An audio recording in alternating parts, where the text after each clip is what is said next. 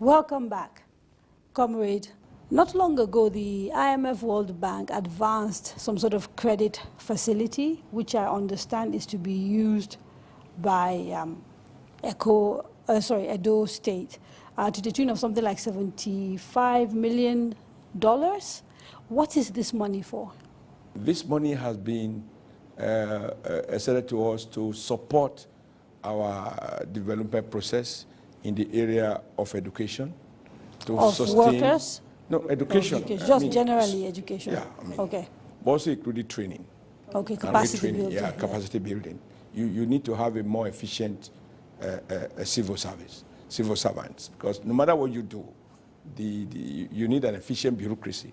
Now, is this the total sum, or is it the beginning of a staggered amount that you'll be getting on a regular I think basis? the total credit the bank approved for us is about $210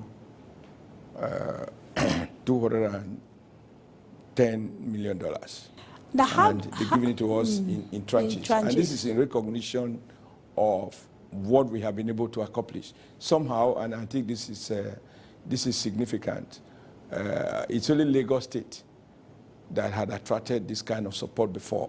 Edo is the second of all the 36 states in the Federation.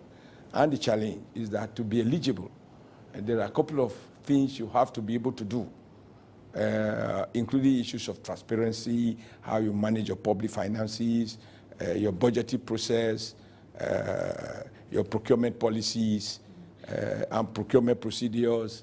And there are a couple of things you have to do. Now, I get very confused about these credit facilities that come from multilateral agencies. Are they so good because the terms are so good?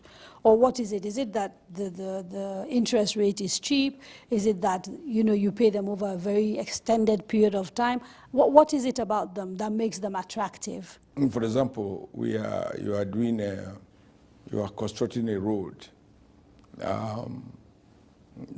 You have to borrow at local bank at 20%, 18%, 21%, depending on the going rate. Now, that is huge sums. At what rate do you borrow? Oh, okay. Usually about less than 0.5%, 0.5. When you compare that to borrowing at 18%, 19%, it's almost like free money, in the sense that and then you have a spread as much as 30 years. So it's in terms of long-term financing of infrastructure. Those are the kind of funds that you want to take. So how come when you were much better than going to the local bond market? How come when you were NLC president, you were not enamored of IMF and the World Bank, and you've actually used to bash them repeatedly? Why has it changed? Well, good point. First is I was very critical of IMF, and to some extent I'm still critical about any institution that bears no responsibility dictated to national governments on their domestic policies.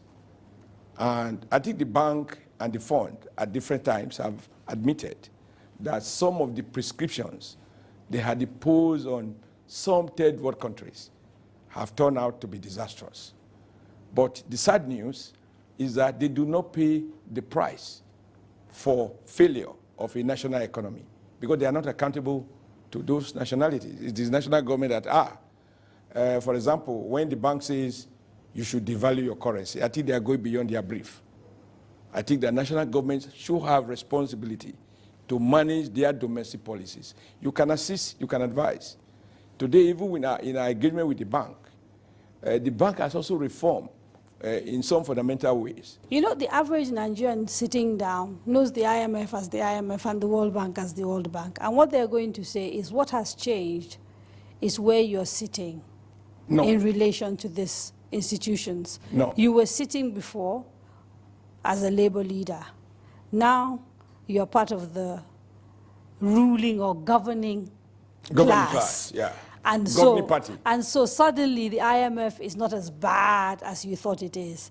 The thing that has happened, I need you to understand, is that even the bank has become more sensitive to listening not only to national government, but even to municipal governments. The reforms we are doing in Edo have not been decreed by the bank.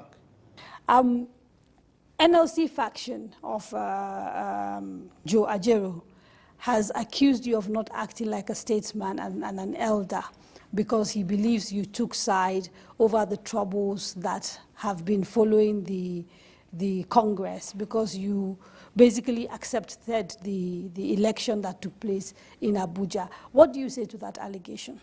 Well, let me say, it's unfortunate what is happening in the NLC. And as far as I'm concerned, there is no faction. There's no faction because... Well, they've elected their own executive in Lagos, okay. so we have two executives. No, there's only one executive, under the leadership of Comrade Wamba. Now, you know, I come from a tradition. I spent all my life basically in the trade union movement, all my adult life. The only time I worked for an employer was probably for about 3 years. Thereafter, I've been a full-time union organizer, rising to become the president of the NLC. So I am at home with labor issues. And the most democratic organization are the trade unions. And there are a couple of reasons for that. Because the union do not have a standing army. You do not have a police force. Your power is power of persuasion. To persuade, you must command trust. I mean, when I was president of the NLC, and I asked people, stay at home. Let me know the word we in the NLC asked people, stay at home to protest Obasanjo's decision. And across the country, north, south, east, west, Muslim, Christians, majority, minority, stays at home. What was my tool? People trusted that when I say so, I have good reasons and that I will not betray them. Two, that I have their mandate to say so, and that I follow all the procedures to arrive at that decision. Now, so this is my life. And NSC has gone through an election. Ajero lost the election. The election was transparent. I was present.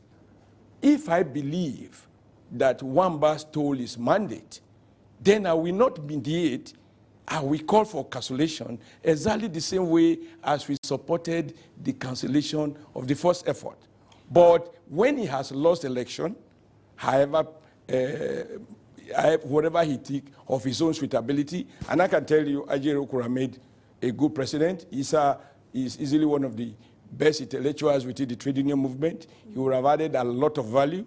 I think it's a loss to NLC if he's well, now we have two factions. What do we do? No, listen. Now, you need to clear one thing. I cannot mediate between a winner of an election and a loser of an election. I don't massage the loser to accept defeat. You know that if you can't stand the pain of defeat, then don't stand for election.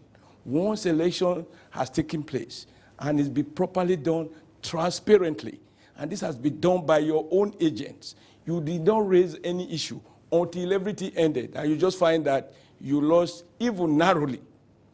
You can't turn around to say you don't accept. This is offensive to trade union principles of democracy.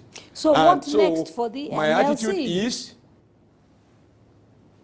I told them, even more worrisome to me is the timing. If President Goodluck Jonathan, our own commander-in-chief, phoned the president-elect to say, even before Jega announced I have lost, watching television and looking at the numbers, it's clear I have lost, you have won. I have called to congratulate you. That is statesmanship. The unions ought to lead by example. So if Jonathan can concede defeat, who are we, workers, to say that because we think we are better, that we ought to have won? And if we didn't win, then we are going to form our faction.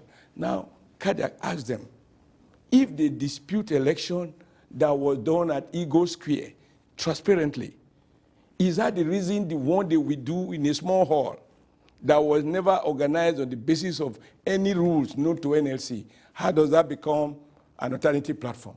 Now, we go from talking about two parties that are sort of going in different directions to two parties that are coming together. I understand you're married. Oh. And you chose a foreign woman. No. And Nigerian women apparently not very pleased about that. No, Kadaria. I think we're Africans. Where she is a West African, and we talk about African unity. Nigeria has had cause to talk about Africa being the central piece of our foreign policy. I'm basically an African, and every African is my brother. I think we are one race, the human race. The trade union movement believes there's only one race, the human race. You're very happy, presumably. Yeah, I'm very happy. It's easy to find a friend sometimes. It's not too easy to find a very good friend, but it's even more so when you are looking for a wife. And if you are in the situation I'm in, you've been happily married over a period, and then you had to lose your wife in the way and the time that I did, is something that is extremely painful. For 5 years, you know, being in government without a wife, after all the politicking and politricking and all the tension, you are back home, you have no one really to share certain concerns with. I can tell you life can be very, very lonely and boring, you know. So on the other hand, you just realize that you cannot stay like this forever. And as a Christian, you are also not encouraged without being married to live a certain kind of lifestyle. So the only way to maintain your Christian faith is to do what the Bible enjoins us to do, to point, marry, and do so properly within the rules. I think for me that is it. But I need you to emphasize the fact that we have only one race, the human race. Well, I met her, and she's very beautiful. Congratulations. Thank you very much. Yes, wishing you all the best. Thank you very much. Yes, and thank you so much for being a guest on the program. No, you're wonderful. Thank you. Thank you for the opportunity. You've been watching Straight Talk with me, Kadaria Ahmed. My guest was Edo State Governor Comrade Adams Oshiomhole, with whom I discussed the state of the Nigerian economy, the potential makeup of the incoming federal cabinet, and his wedding. Join me next week when I'll be in conversation with another special guest. Have a good evening.